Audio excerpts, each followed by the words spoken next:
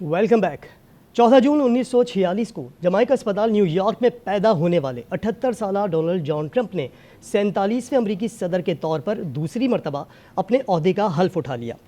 اب حلف اٹھانے کے بعد انہوں نے تقریب سے خطاب بھی کیا۔ تقریب سے جو خطاب کیا اس پر ہم بات کریں گے۔ ہمارے ساتھ موجود ہیں کراچی اسٹوڈیو سے ہمیں جوائن کر رہے ہیں سینئر اینکر پرسن اور تجزیہ کار عامر رضا صاحب۔ عامر رضا صاحب بہت شکریہ سر، آپ نے ٹائم نکالا ہے اسٹوڈیو میں۔ اور اس کے علاوہ واشنگٹن اسٹوڈیو میں ہمارے ساتھ موجود ہوں گے وائس آف امریکہ کے کورسپونڈنٹس اور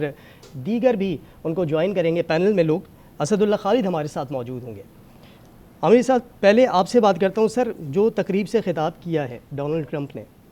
تو سر ذرا شارٹلی اس کو بتائیں گے آپ، اور بتا سکتے ہیں جس طرح انہوں نے خطاب شروع کیا اور جو باتیں انہوں نے کی اس میں بڑی اہم بات کہ the golden age of America begins right now اور make America great again, revolution of common sense کی جو باتیں سامنے آئی ہیں سر کچھ دیکھیے، ایک تو بڑی بات کہ بڑے نپت اللہ ان کا خطاب تھا۔ اچھا، دوسری بات یہ جو انہوں نے انتخابات میں وعدہ کیا تھا، آج انہوں نے ان تمام چیزوں کا اعادہ بھی کیا ہے اور کچھ چیزوں کو انہوں نے اعلان بھی کر دیا کہ جس پہ عمل درآمد ہوگا۔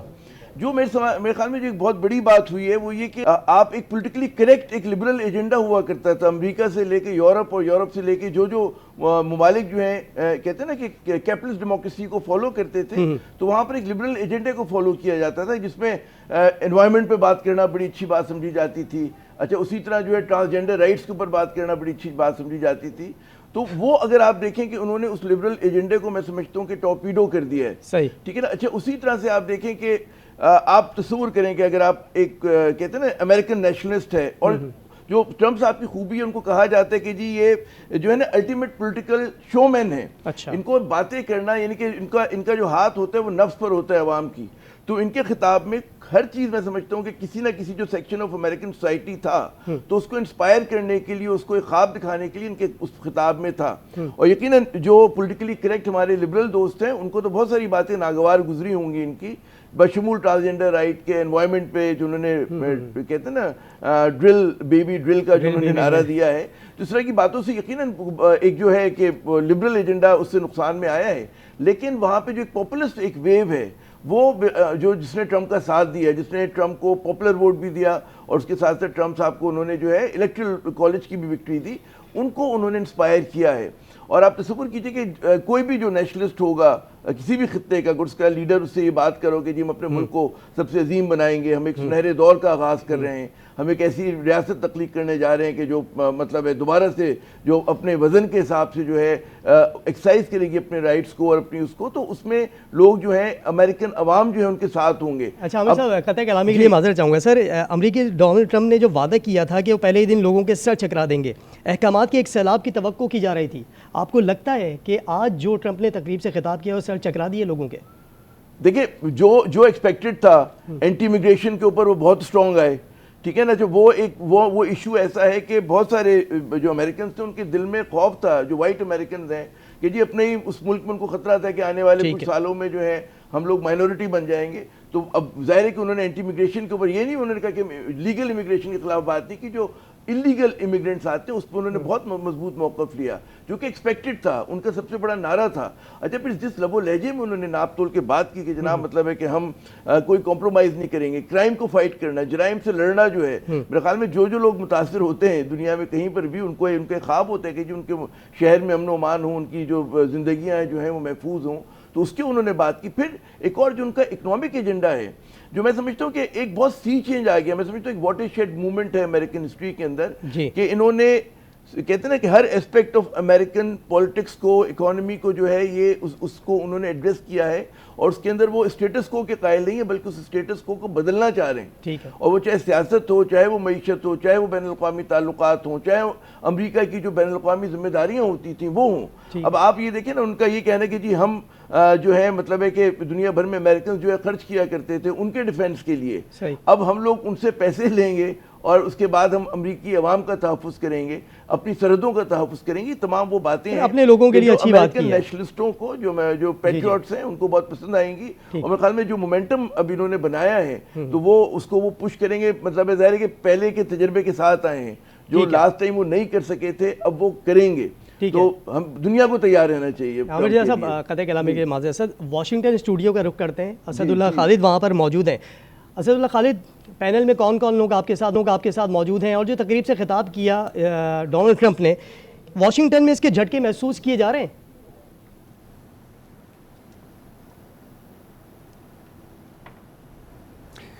بہت شکریہ علی. میرے ساتھ پینل پہ ڈاکٹر رؤف عارف ہیں اور اس کے علاوہ ہمارے ٹیم ممبرز بھی ہمیں جوائن کر رہے ہوں گے ڈیورنگ دا شو. اور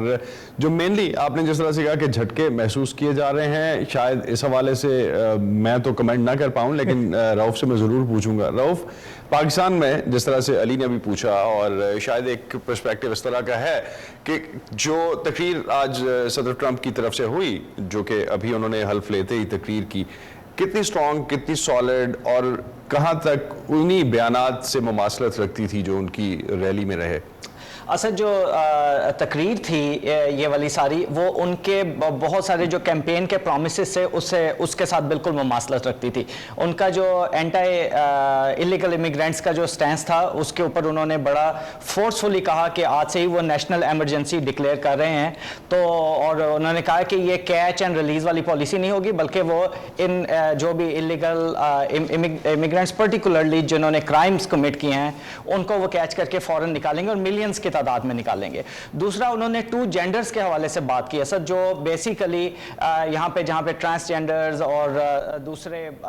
جینڈر کے حوالے سے ڈیبیٹ تھی, تو انہوں نے کہا کہ there are from now onwards there are only 2 genders, کہ 2 ہی جینڈر ہیں, ایک مرد اور عورت. اور انہوں نے کہا کہ ہم گاڈ کو نہیں بھولیں گے. اگر آپ اکنامک پالیسیز کے حوالے سے آئیں تو اسد اس میں بڑی امپورٹنٹ انہوں نے باتیں کی. جیسے انہوں نے کہا کہ الیکٹرک کار کا مینڈیٹ ختم کر رہے ہیں. ڈرل بیبی ڈرل کا جو ان کے کیمپین پرومس تھا کہ انہوں نے کہا آئل اور گیس کے بگیسٹ ریزروز ہیں, تو فیڈریشن جو ہے وہ اس کو پوری طرح سے اس کا ٹیپ انٹو کرے گی ریسورس. ملٹری کے حوالے سے اسد انہوں نے بڑی امپورٹنٹ بات کی کہ جن ملٹری پرسنلز نے کہا تھا کہ وہ کووڈ ویکسین نہیں لیں گے اور وہ انہوں نے اپنی جاب لوز کر دی, تو انہوں نے کہا کہ ان سب کی جابز ری انسٹیٹ ہوگی اور انہیں پے بیک ساری کی ساری ملے گی جتنا عرصہ وہ جاب میں نہیں رہے. تو اس طرح کے دیکھا جائے تو بہت سارے ان کے, ہاں انہوں نے جسٹس ڈپارٹمنٹ کے حوالے سے کہا کہ اس کو پولیٹیکل وکٹمائزیشن کے حوالے سے یوز نہیں کیا جائے گا, اور انہوں نے اپنی طرف اشارہ کر کے کہا کہ میں جانتا ہوں یہ کس طرح سے یوز کیا گیا, تو آج کے بعد کوئی بھی اس کو ایسا یوز نہیں کر سکے گا. تو ایسی بہت ساری چیزیں ہیں اسد, اور اس میں ڈیفینیٹلی ہم بیک اینڈ فورتھ بھی بات کریں گے, جس میں ڈیفینیٹلی جو ڈیموکریٹک سائیڈ کے جو ان کے حلیف ہیں ان کے لیے بہت ساری چیزیں. آپ اگر باڈی لینگویج کو دیکھیں تو جیسے جو بائیڈن اور کاملا ہارس جو ساتھ میں ہی بیٹھی ہوئی تھیں, وہ صرف ایک دفعہ وہ کھڑے ہوئے ہیں ان کے اس کے لیے جب انہوں نے بات کی کہ ہاسٹیجز ایک دن پہلے ریلیز ہو گئے. ادروائز ڈیموکریٹک والے ان کے لیے تھوڑا سا چیلنج ہوگا, اور یہ ایک ری ایڈجسٹمنٹ ہے. انہوں نے golden age of America starts right now سے کہا. پناما کینال کے حوالے سے انہوں نے بڑا کھل کے کہا کہ وی ول ٹیک اٹ بیک, کہ ہم اس کو واپس لے لیں گے. اس میں ہم واپس آتے ہیں. میں ارم ہمارے ساتھ کیپٹل ہل سے ہیں, اور امریکی پارلیمنٹ, امریکی کانگریس کی جو بلڈنگ ہے اسی میں آج یہ ساری تقریبات ہوئیں. انیوژول تھا کیونکہ روایتی طور پہ جو ہے یہ حلف برداری کی جو تقریب ہے وہ کیپٹل کی عمارت کے باہر ہوتی ہے. تو ارم سے ہم جانتے ہیں کہ کیا تقریبات جو اب ختم ہو چکی ہیں اور اس کے بعد کیا ہونے والا ہے. ارم, جو تقریبات کیپٹل ہل پہ جتنی پلان ہوئی تھیں وہ آج ختم ہو گئیں؟ جی بالکل, ڈونلڈ ٹرمپ جو ہے اب امریکہ کے 47ویں پریزیڈنٹ بن چکے ہیں, اور جیسا کہ آپ نے بات کی کہ انہوں نے اپنے اسپیچ میں یہ کہا کہ وہ چاہتے ہیں کہ تاریخ انہیں پیس میکر اور ایک یونیفائر کے طور پر یاد رکھے. اب جو باقی دن ان کی انوگریشن تقریبات ہے اس میں وہ جائیں گے کیپٹل ون ارینا. یہ وہ لوگ ہیں جن کو ہونا تو کیپٹل ہل کے لانس پہ تھا, جیسا کہ آپ نے کہا کہ ٹریڈیشنلی کیپٹل ہل کے باہر سیڑھیوں پر اور لان میں یہ تقریب ہوتی ہے. ان لوگوں میں سے کچھ قریب لوگوں کو اکوموڈیٹ کیا گیا ہے کیپٹل ون ارینا واشنگٹن میں. یہاں سے وہ اب وہاں پر جا کر توقع کی جا رہی ہے کہ وہ وہاں پر بھی لوگوں سے شاید بات کریں, ان سے بھی خطاب کریں, اور اس کے بعد پھر انوگرل بال ہوگا, اور پھر جو ہے اس پورے دن کا اس انوگریشن کا اختتام ہوگا. اور یہاں پر ابھی جو ہے جیسے ہی انہوں نے اپنی اسپیچ ختم کی اس کے بعد کچھ میوزیکل پرفارمنسز ہوئیں, اور اس کے بعد پھر لنچ کا اہتمام کیا گیا ہے. جی سر.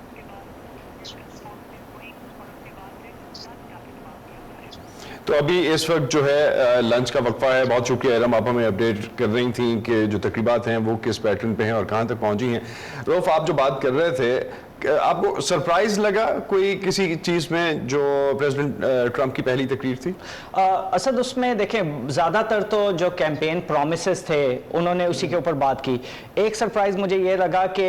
رشیا اور یوکرین وار کے حوالے سے انہوں نے کسی قسم کا کوئی ذکر نہیں کیا, جو میرا خیال تھا کہ اس حوالے سے کوئی وہ بات کریں گے. لیکن باقی کی ساری ان کی وہی باتیں, جیسے انہوں نے نیشنل ایمرجنسی جو ڈکلیئر کی سدرن بارڈرز پہ, اس کے بارے میں بھی وہ پہلے سے بات کر رہے تھے. امیگریشن کے اوپر جو ان کا ہارش سٹینس ہے اس کے اوپر بھی وہ پہلے سے بات کر رہے تھے. ہاں ایک سرپرائز مجھے یہ لگا جب انہوں نے کہا کہ میں یونیفائر کے طور پہ اپنا رول پلے کروں گا, اور یہ بھی سرپرائز مجھے لگا جب انہوں نے کہا کہ میں آج سے کلر بلائنڈ امریکہ کو فروغ دوں گا جس میں میرٹ بیس سسٹم ہوگا سارا کا سارا. اور جوڈیشری کو بیلنس کرنے کی بھی انہوں نے بات کی کہ انہوں نے کہا کہ جوڈیشری کا جو ترازو ہے اس کو بیلنس کیا جائے گا. ایگزیکٹلی. اب اسد جوڈیشری کے حوالے سے اگر تو آپ سپریم کورٹ کے حوالے سے دیکھیں تو 3 ججز تو آلریڈی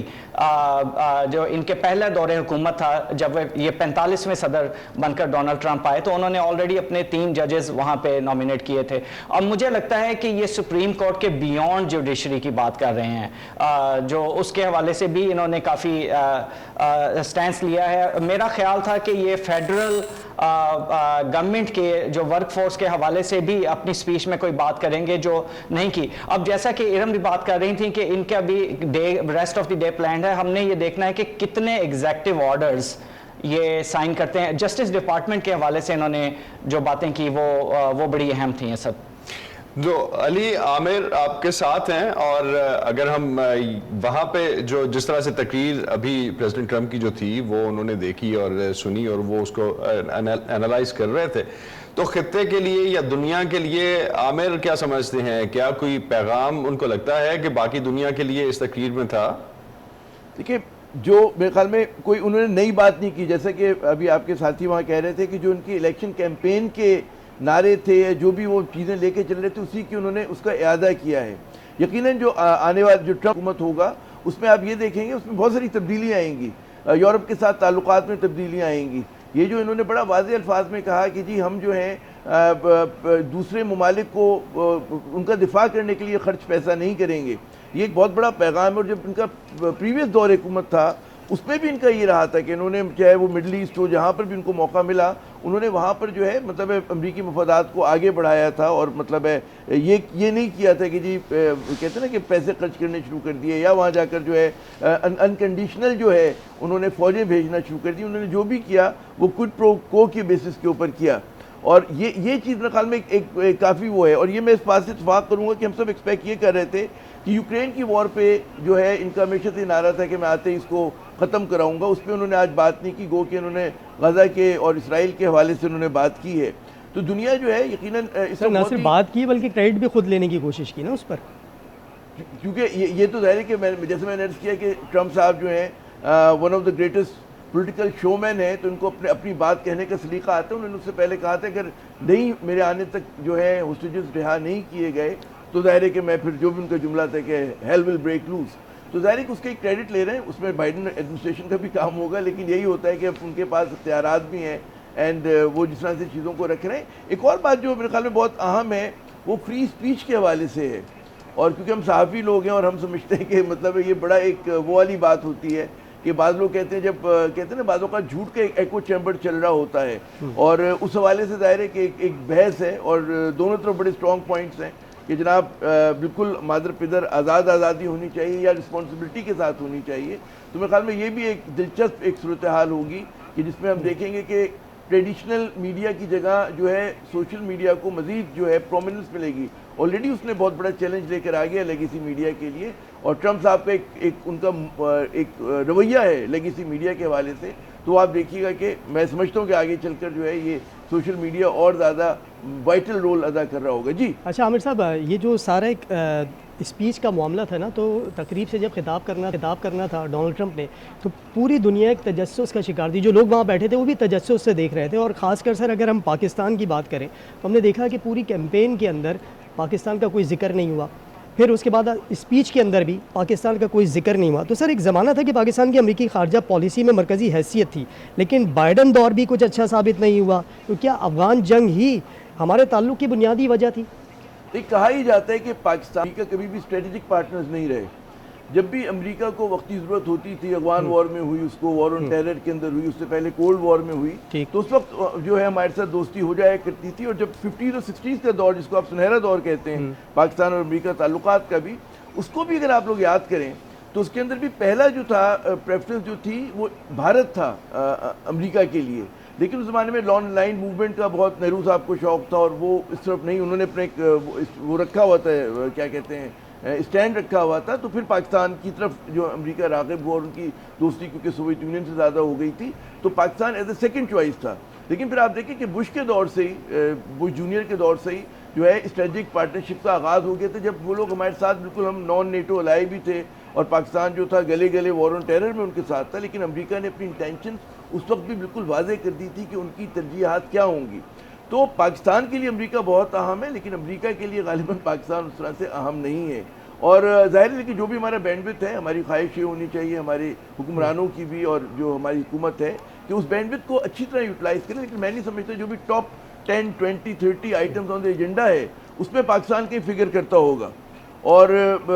ایک اور ہمارے ساتھ بدقسمتی یہ ہے کہ ہمارے سفیر امریکہ میں ایک ڈائمنشن پہ کام کرے لیکن پاکستانی ڈائسپورا جو ہے وہ دوسرے رخ پر کام کر رہا ہے. یعنی کہ وہ حکومت کے مفاد کو آگے بڑھانا چاہ رہا ہے اور پاکستان کا جو انفلوئنشل ڈائسپورا ہے وہ سمجھتا ہے کہ نہیں جی، مطلب ہے کہ یہ حکومت جو ہے اس کی لیجٹمیسی کو وہ کویسچن کرتا ہے. وہ پاکستان کی حکومت پہ الزام لگاتا ہے کہ جی فراڈولنٹ الیکشنز کی وجہ سے جو اس کے اندر آئے ہیومن رائٹ ایبیوزز کی بات کر رہا ہے. تو وہ ایجنڈا کا بہت کانفلکٹنگ ہے. جبکہ بھارت کے اگر آپ ڈائسپورا دیکھیں اور بھارتی حکومت کو دیکھیں تو وہ الائنڈ ہے، وہ ایک رخ میں جو ہے دھکیل رہے ہیں چیزوں کو. تو پاکستان کی جو سیاسی تقسیم ہے وہ بھی ہماری بہت زیادہ کمزوری کی وجہ بن رہی ہے. لیکن میں پھر وہی دہراؤں گا کہ ابھی امریکی یا ٹرمپ کی ترجیحات میں غالباً ہم نہیں ہیں. جی ٹھیک ہے، ارم عباسی بھی ہمارے ساتھ موجود ہیں. ارم آپ بتائیے گا کہ جو اسپیچ کی ہے ڈونلڈ ٹرمپ نے، پاکستانی کمیونٹی اس اسپیچ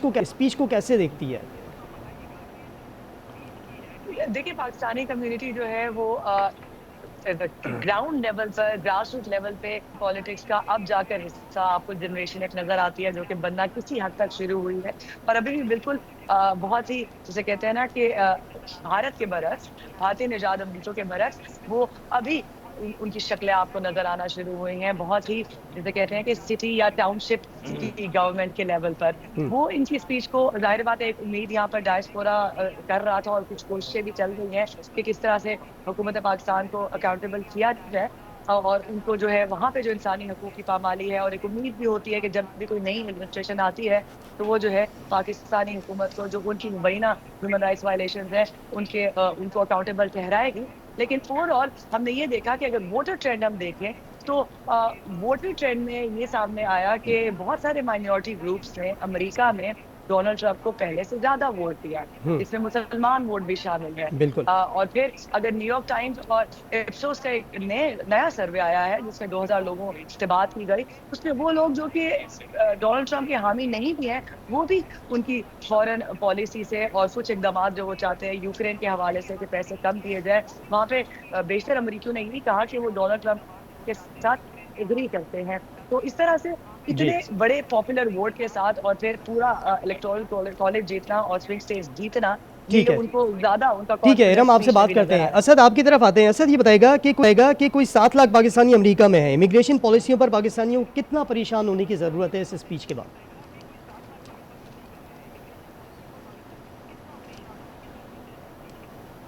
پاکستانی چونکہ ایک تو جنرلی کچھ اسپیسیفک پہ ہم نہیں جا سکتے اس معاملے میں کہ کوئی پاکستانی امیگریشن نارملی جو ہم دیکھتے ہیں عموماً جو ٹرینڈ ڈفرینٹ طرح سے رپورٹ بھی ہوتے ہیں اس میں کیٹیگوریکلی جو دیکھا جاتا ہے وہ یہ کہ پاکستان سے جو بھی لوگ یہاں آ رہے ہوتے ہیں وہ زیادہ تر لیگل ہوتے ہیں. تو انلیگل امیگرینٹس جو ہیں ان کے لیے کنسرن ہے کہ پاکستانیوں کے لیے بہت زیادہ کنسرن اپیرنٹلی اس پورے ایپیسوڈ میں، اس سے پہلے بھی اگر ہم دیکھیں تو رپورٹ بھی آج تک نہیں ہوا کوئی. جہاں تک آپ بات کر رہے تھے کہ پاکستانی یہاں پہ کس طرح سے سوچ رہے ہیں اور